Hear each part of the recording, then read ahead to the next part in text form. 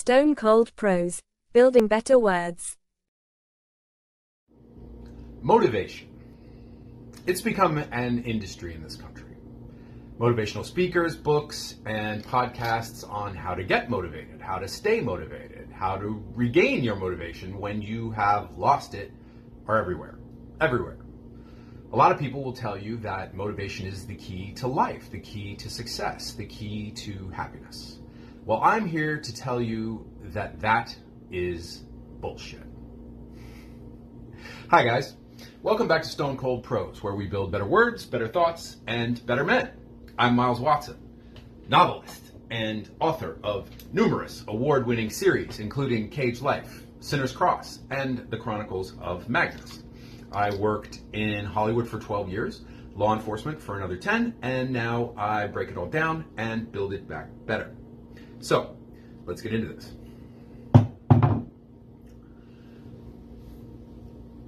The other day, I'm hiking in the nature preserve in the freezing cold, and I call up my friend to discuss my video on Gen X.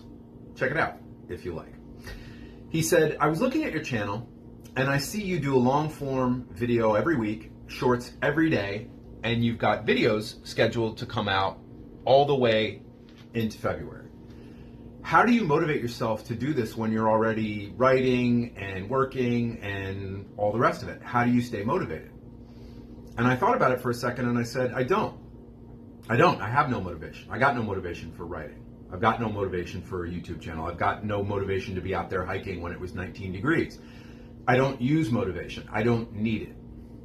See, the reason I failed in life when I was young, a young man, is because I relied on motivation. I had more motivation than I knew what to do with sometimes, about fitness, about self-improvement, about diet, about writing, about work, what have you. And where did that get me?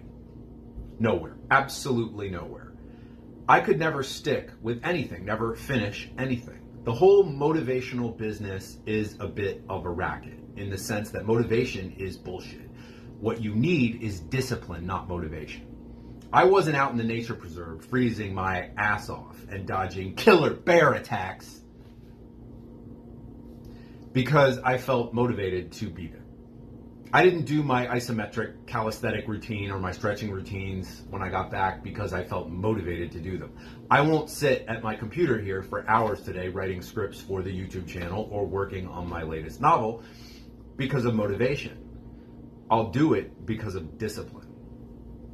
Now, many people will hear this and say, fuck you, Miles. I don't have any discipline either, so that's no help. But here's the thing. You can't control whether you're motivated or not, but you can control whether you're disciplined or not. Discipline is a choice. Motivation is not a choice, it just happens. Discipline is something you can build, and if you build it sensibly, it's not only simple, it's easy. But you have to shed some pre-existing misconceptions first. See, for a lot of people, motivation is a shiny, happy word, whereas discipline is frightening. Motivation is like a jog on a sunlit beach with your puppy, whereas discipline is like the Sardaukar ritual in Dune. It's terrifying. It implies self-denial and pain and bathing in cold water and praying to your knife. They hear discipline and they think of Gunnery Sergeant Hartman in Full Metal Jacket. They think discipline is beyond them, that it's for other people, that they're not strong enough or masochistic enough to embrace it. But discipline doesn't require strength or a love of pain. That is a complete misconception. The way you get discipline is you take whatever task you want to do. You want to get more fit. You want a better diet. You want to be more flexible. You want to learn a new skill, playing the guitar, learning to crochet, karate, whatever. And you start by breaking it down into tasks so simple you cannot not do them. Let's take flexibility and fitness as an example. Like a lot of people, I went to complete shit during COVID. I lost my strength, muscle tone, flexibility, and I got fat. I was super discouraged and depressed and didn't know where to begin because the task of getting myself back seemed too monumental to undertake. And it was because I was looking at it that way. the start and the end point seemed too far apart and too hard of a journey to undertake. So I started with baby steps that didn't intimidate me. I did a 5-minute stretching routine, and then I did 5 or 10 minutes of easy resistance, isometric type exercises, push-ups, etc. And then I did a little cool down stretch once a day. Just routines I picked up on YouTube. It didn't matter when I did them, but I had to do them once a day. Over time, I upped the amount a little, and then I added a little walk into the neighborhood as well.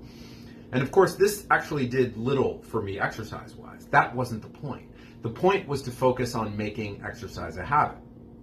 They say it takes about 21 days to instill a new habit or break a bad one. Now, it'll be more for some people and less for others, but that's not important. What's important is that during that time, you'll make this easy routine a habit.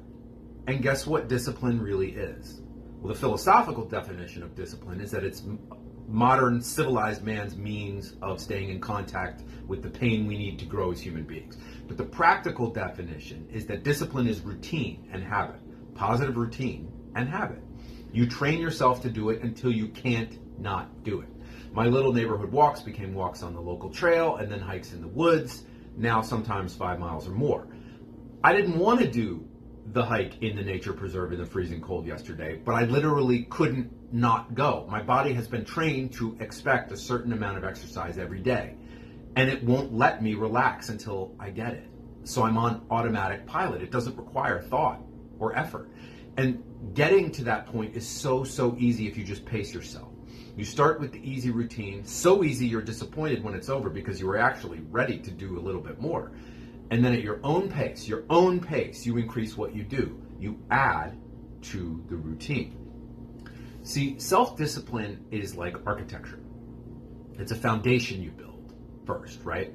And there are 2 traps you have to look out for. The first is that intimidation factor that prevents people from starting in the first place that we already talked about. The second is impatience.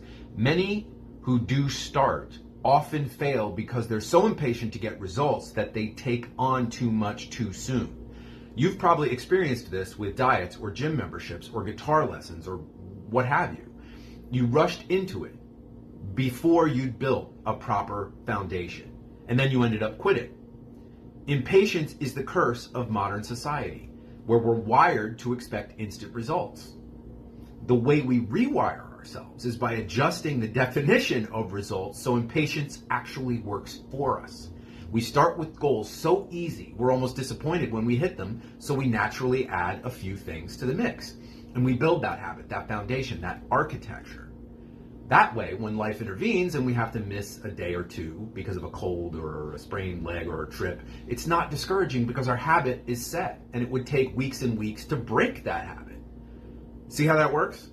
What was screwing us in the beginning is now our greatest weapon. We've made it a habit, and that's all discipline is. When I relied on motivation, I always achieved initial results and then just as always cooled off and lost interest and got discouraged and quit. My life was defined by quitting.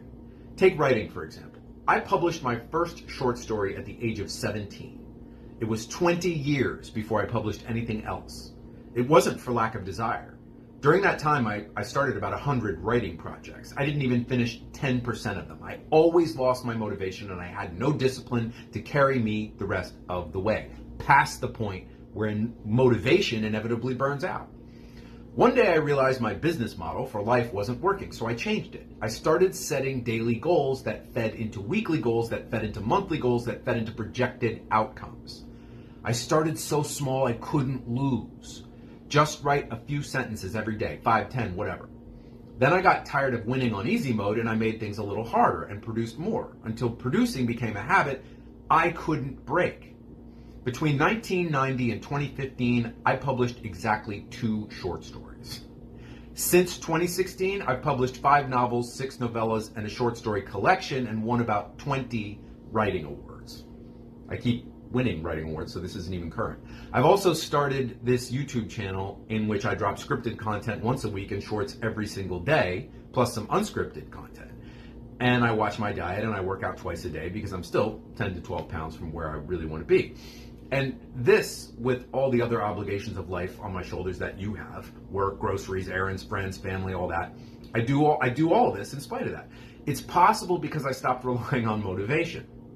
With discipline, even lack of time, the number one excuse people use to not do the things they want to do, disappears. Now, is motivation worth anything? Of course it is. It's a gift from the gods. It's a bonus. It's like the cherry on top of the chocolate sundae. It adds something to whatever you've already got in the moment. But let's face it, if you're eating a fucking chocolate sundae, you're already getting your calories. You don't need that cherry. It's nice, but you don't need it. Discipline is the chocolate sundae. Motivation is just the cherry. With discipline and the intelligent and reasonable application of routine to daily life, you can accomplish anything. Literally anything. In the last 10 years since I adopted this method, I was able to get my first black belt, something I'd always wanted, change careers, move across the country in the middle of a pandemic and start a new job, start investing in stocks, bonds, and other things, complete a screenplay, start a graphic novel, all without relying on motivation. And if it worked for someone as naturally lazy and procrastinatory as myself, it will work for you. Folks, if you enjoyed today's video, please remember to like, subscribe, comment, hit the notification bell, and remember to check out my books on Amazon. The link is in the description if I remember to put it there. I drop scripted content every Friday at 3 p.m., shorts every single day, and unscripted rambles whenever rage moves me to do so. See you next time, and until then, stay cold and away from the bears.